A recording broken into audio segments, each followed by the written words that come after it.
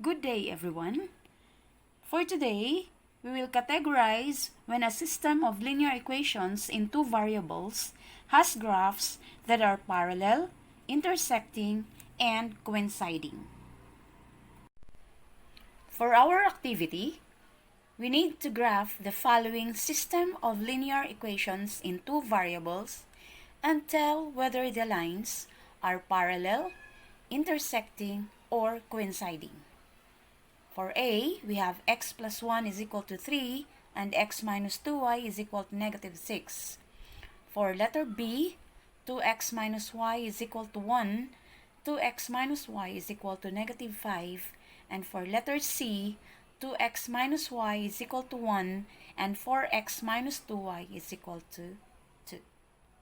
Now let us try to graph the first system of linear equation, which consists of the equation x plus y equals 3 and x minus 2y equals negative 6.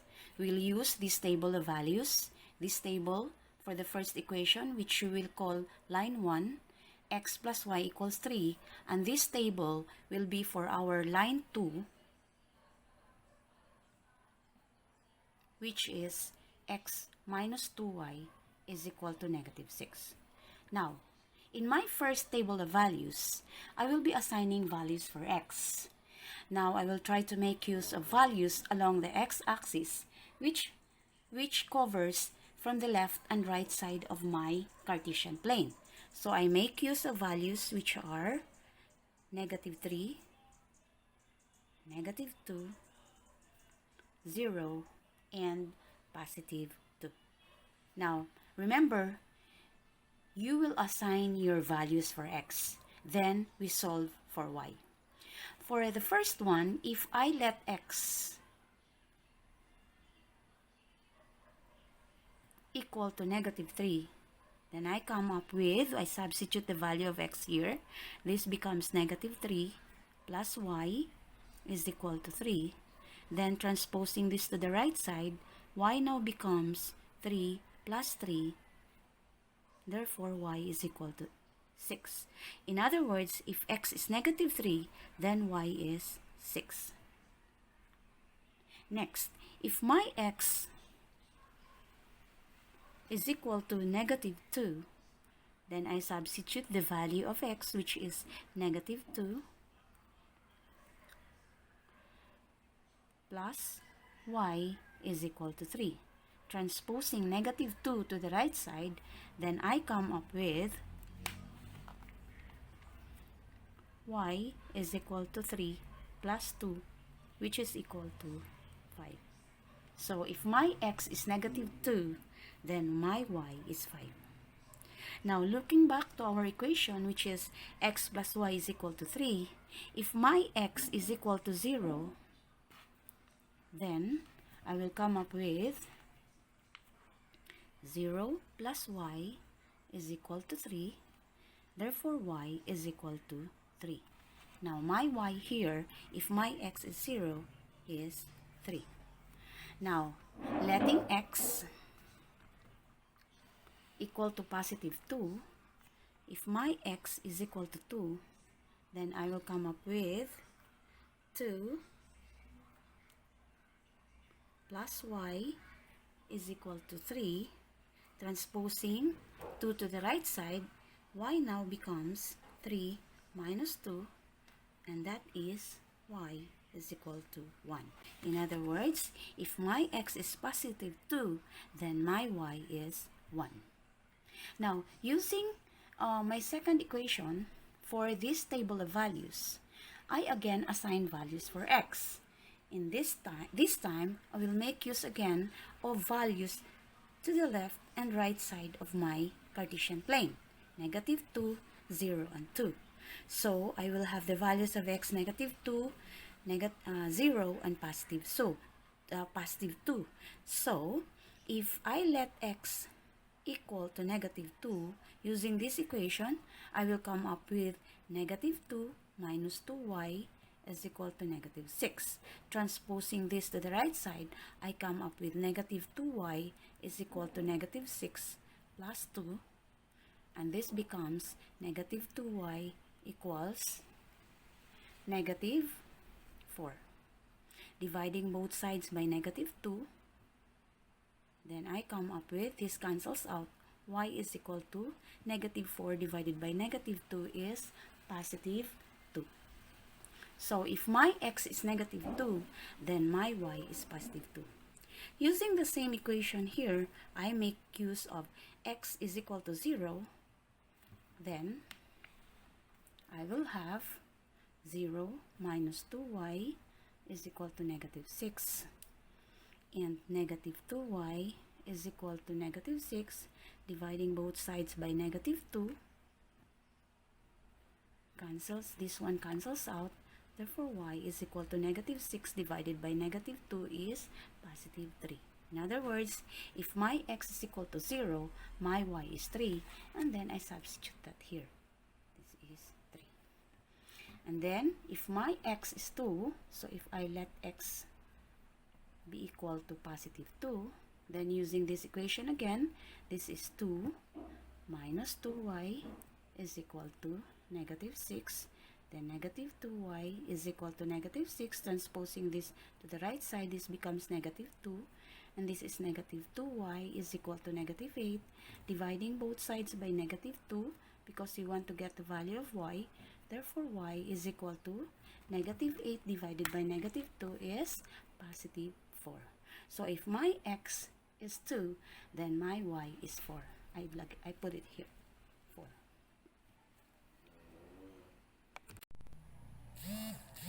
Okay, graphing our equation, making use of the Cartesian plane, and having our values, this being line 1 and this being line 2, let's try to plot these points. Starting from here, if x is negative 3, y is positive 6. So here is your point. If x is negative 2, y is positive 5. If x is 0, then y is 3. And if x is positive 2, then y is positive 1. We come up with these points, and then plotting this or connecting our lines, we come up with this. Or connecting our points, we come up with this line. This will be line 1. Our equation being x, this line is x plus y is equal to 3. For letter B, to graph this is to make use of the slope-intercept form of the line. I use the slope-intercept form of the equation of the line, which is y is equal to mx plus b. Now, I name this line 1, and this is my line 2.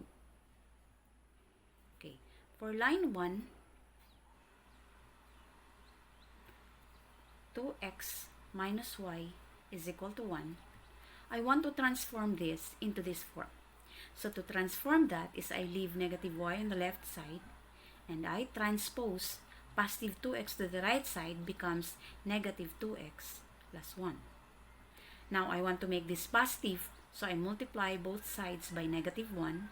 So I come up with negative 1 times negative y is y, and negative 2 times negative 1 is positive 2x, and negative 1 times positive 1 is negative 1.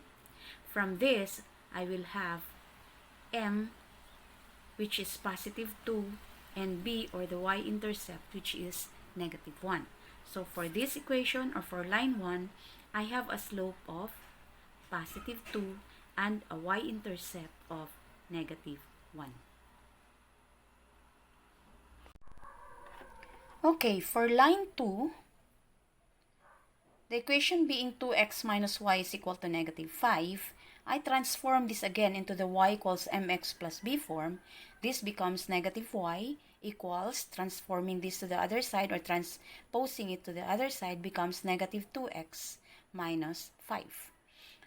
Since I want to make this positive, I multiply both sides by negative 1, and then this becomes y is equal to 2x plus 5. My m here, or my slope, is 2, and my y-intercept is 5. Okay, for letter C, is to graph the system of linear equation 2x minus y is equal to 1 and 4x minus 2y is equal to 2. I assign this as my line 1 and this will be my line 2. Again, I make use of the equation of the line y is equal to mx plus b, in other words, the slope-intercept form of the equation of the line. For line 1, if I have 2x minus y is equal to 1, then retaining negative y on the left side and transposing positive 2x to the right side, this becomes negative 2x plus 1, and multiplying both sides by negative 1, I come up with y is equal to 2x minus 1. My slope is 2, and my y-intercept is negative 1. For line 2, I have 4x minus 2y is equal to 2. Again, transforming this into the y equals mx plus b form. This is negative 2y is equal to negative 4x plus 2. Divide both sides by negative 2. I come up with y is equal to negative 4x divided by negative 2 is positive 2x. Positive 2 divided by negative 2 is negative 1. Then I will come up with a slope which is equal to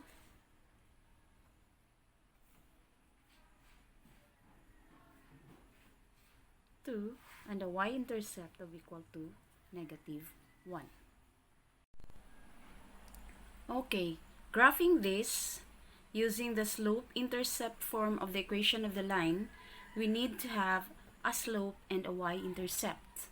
For line 1, we have already computed for the slope, which is positive 2, and its y-intercept is negative 1. The first step is to locate the y-intercept, which is negative 1. Okay, that is here, negative 1 along the y-axis. And then get the slope by getting the rise over the run. Now we know that the slope is equal to the rise over the run.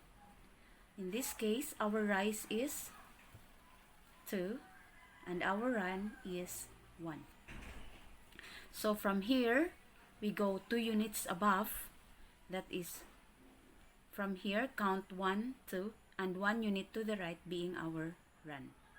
This will be our points, and connecting those points, we come up with this line.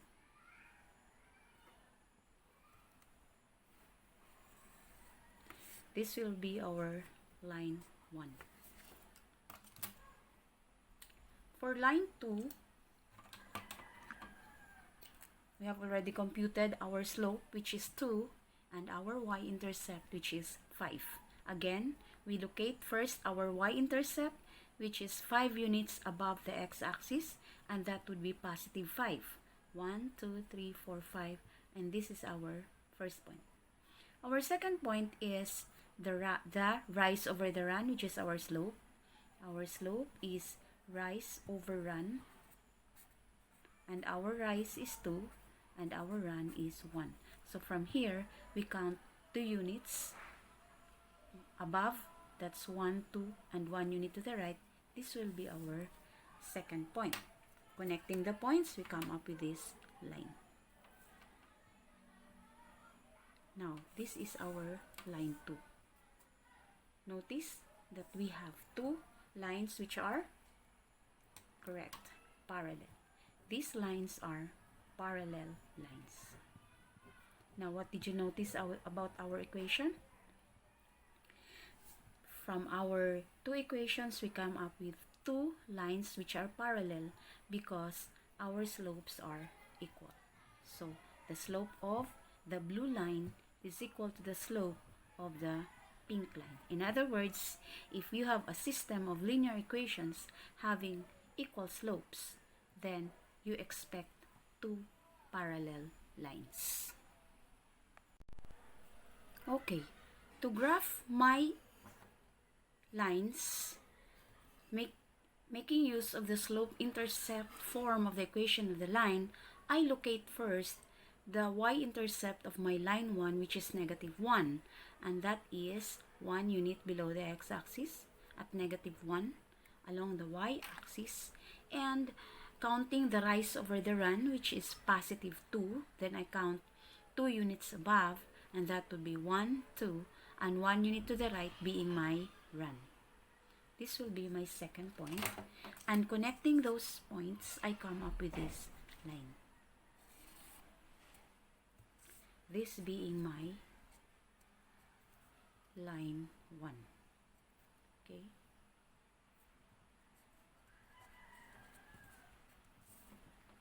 Notice that for my line 2, I also have the same slope and the same y-intercept.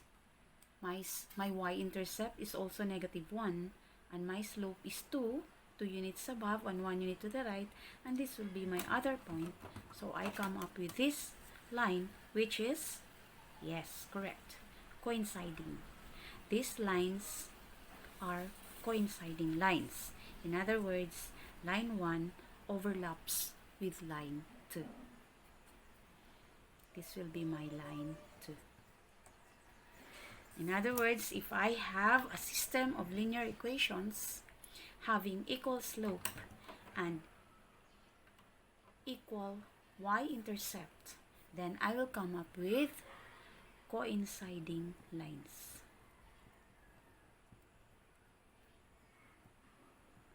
Or overlapping lines, because I have equal slopes and equal y-intercept.